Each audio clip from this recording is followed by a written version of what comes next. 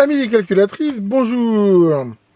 Voilà la calculatrice que j'utilise depuis des années dans mon lab, une vénérable Tandy EC 4030, calculatrice que j'apprécie beaucoup. Et depuis quelque temps, je m'aperçois de quelque chose qui me gêne beaucoup, c'est que tout fonctionne sauf la touche racine carrée. Par exemple, là je fais 2, voilà, on voit que ça ne fonctionne pas, que même si je fais seconde, ça ne fonctionne pas. Par contre, toutes les autres touches fonctionnent. Je veux dire, enfin tout fonctionne parfaitement, sauf ça. Alors, c'est très gênant, à la mesure où, même si l'humoriste Gad Elmaleh dit qu'une racine carrée, ça sert pas à grand-chose, en électronique, quand même, c'est quelque chose qui, ma foi, sert assez souvent, c'est assez pénalisant. Alors, est-ce que c'est un mauvais contact, ou est-ce que ça serait, vu que j'ai pas changé les piles depuis longtemps, simplement que les piles commenceraient à être fatiguées et que cette fonction-là demanderait plus de courant? Alors bien sûr, avant de l'ouvrir, je vais essayer de changer les piles. Donc là, c'est ce compartiment ici qui s'enlève. Et on peut voir ici deux piles de type LR44 a priori. Donc je vais les sortir et les tester. Donc, voilà la première, voilà la seconde. Hop. Alors dans un très très vieux QDN, je vous avais montré ce petit testeur là pour tester les piles boutons. Alors allons-y pour tester la première.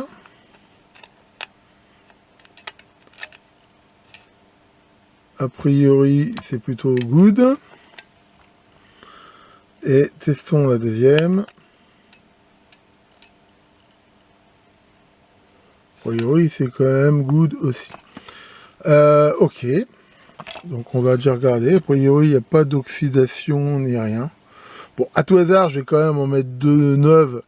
Des fois que ce truc-là, parce que j'ai jamais trop compris s'il testait vraiment en charge ou pas. Il faudrait que je vérifie. Mais à mon avis, ça va quand même pas venir de là. Donc là, j'ai quand même mis des piles neuves, donc on met en route, et là, manifestement, ça refonctionne. Alors, c'est quand même assez bizarre. C'est d'autant plus bizarre quand même que... Alors c'est vrai qu'elle m'a déjà fait le coup, avant même que je change les piles, de temps en temps, elle marche. Pourtant, j'appuie pas fort sur la touche. Donc c'est pas, à mon avis, un problème de contact. À quoi c'est dû? À vrai dire, j'en sais rien. Bon, je vais continuer à l'utiliser comme ça. Pour info quand même, dans la mesure où je commençais quand même à pressentir que cette vénérable calculette que j'aime beaucoup commençait éventuellement à avoir des problèmes, j'en ai cherché une. Et alors l'autre fois j'étais au supermarché et j'ai vu des tas de calculettes. Et il y en a plein, enfin il y avait plein de modèles. Alors c'est a priori, enfin si on veut des calculettes scientifiques, des modèles faits pour les écoliers. Et alors ça fait des fractions, ça calcule des trucs, enfin ça fait des tas de trucs. Mais en fait, dans l'ensemble, je ne les ai pas trouvées pratiques. J'en ai même trouvé une où, a priori, si on veut faire je veux dire 10 divisé par 3, il est toujours en mode fraction. J'ai même pas vu... il y a sans doute un moyen pour que ça affiche 3,333, mais j'ai pas trouvé. Et en faisant quelques recherches, j'ai finalement trouvé un modèle, et un modèle qui, pour une fois, me semble pas mal. Alors pour info, je leur fais pas de la pub, mais c'est une TI-30 Eco RS qu'on peut voir ici. Donc c'est une calculette solaire, donc déjà il n'y a pas de problème de pile. Mais ce que j'ai apprécié quand même, et c'est peut-être la première calculette où je vois ça, c'est que finalement les fonctions que je trouve on utilise le plus quand on fait de l'électronique comme ça, qui sont 1 sur x, x2 et racine carré, pour une fois, elles sont accessibles directement. Même sur cette calcul-là, là, on peut voir que pour accéder, par exemple, à 1 sur x, on est obligé de faire seconde 1 sur x. Ce qui est, ma foi, complètement débile. J'ai souvent vu des calculettes où la racine carrée est accessible directement, alors que 1 sur x ne l'est pas. Alors que très souvent, c'est quand même pour moi une fonction qu'on utilise plus que racine carrée, dans la mesure où très souvent, quand on fait... comme ça, on résout vite fait des équations, des trucs.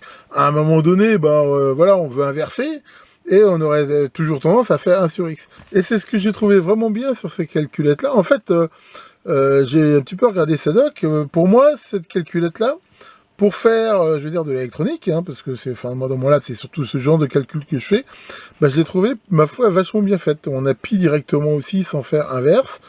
Alors, elle a 3 mémoires. Alors, c'est bien et pas bien. Parce que à chaque fois qu'on veut utiliser une mémoire, faut spécifier quelle mémoire on veut utiliser.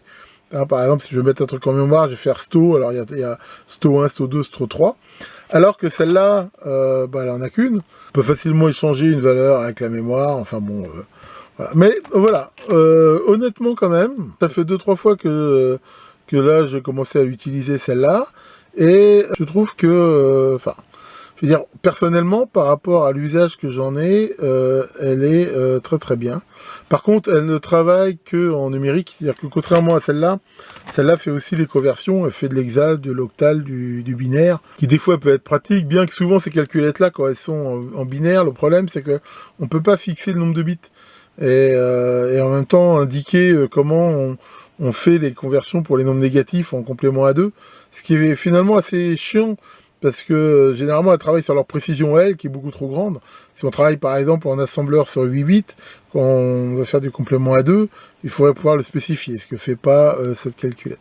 Enfin bon, après il y a des calculettes sur PC et tout qui font ça très bien, hein, mais voilà. Donc bah là, a priori quand même, elle a l'air de bien marcher.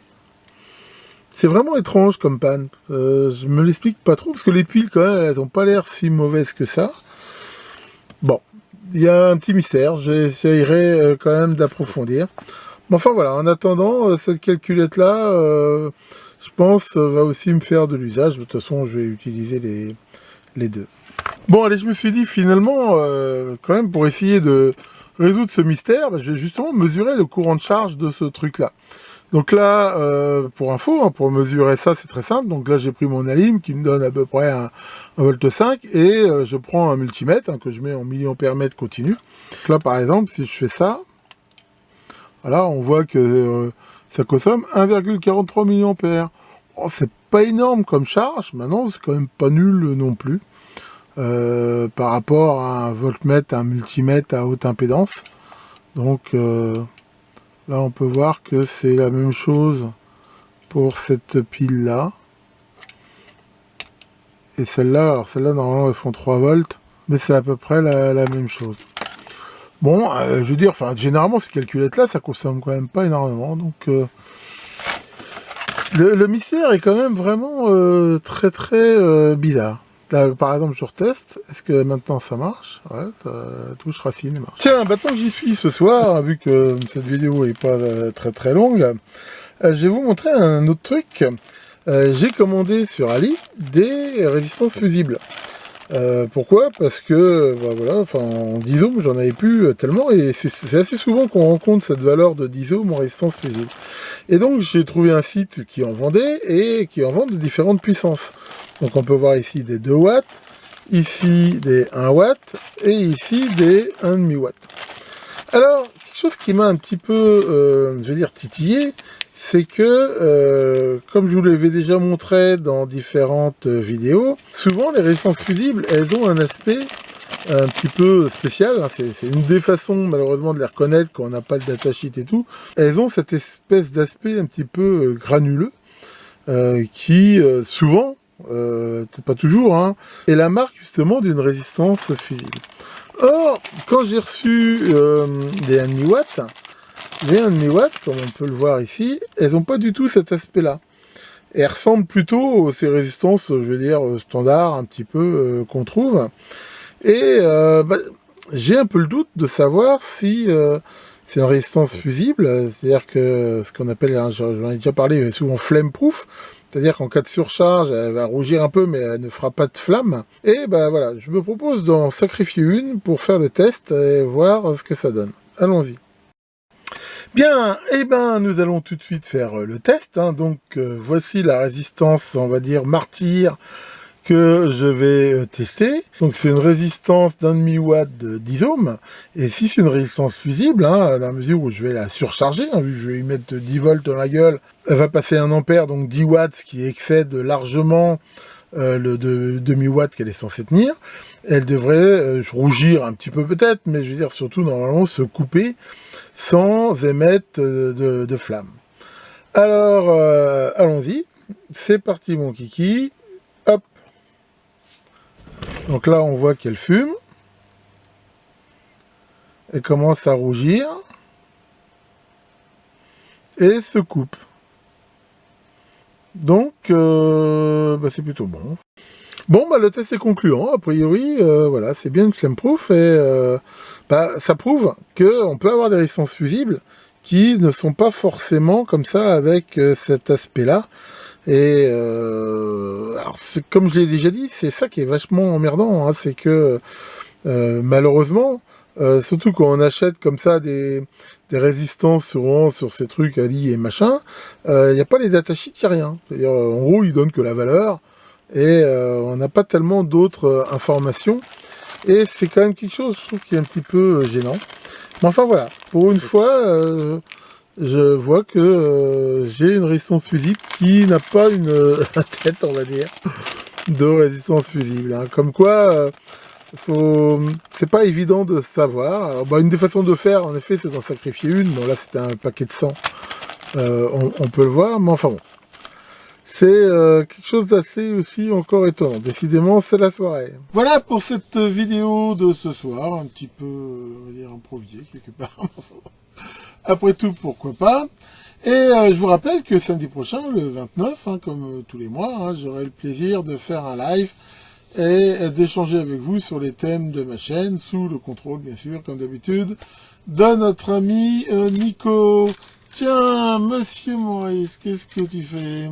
T'étudies l'histoire des sciences. Ah, bah ça, c'est vachement intéressant. Aussi, c'est un sujet qui m'intéresse beaucoup. Tiens, d'ailleurs, je vais te raconter une petite anecdote, hein, qui n'est pas tellement connue, sur notre ami Isaac Newton. Isaac Newton, à l'origine, ce qu'il voulait écrire, c'est qu'il adorait les gros seins et qu'il ne pouvait pas y résister. Et bien sûr, on lui a dit, bah, ça fait un peu pas très sérieux, quoi.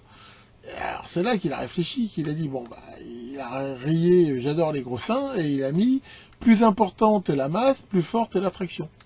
Et comme ça, il s'est dit que bah, tout le monde comprendrait. Pauvre homme. Bon, allez, là-dessus que les pommes évitent de vous tomber sur la tronche, et à très bientôt pour de nouvelles vidéos.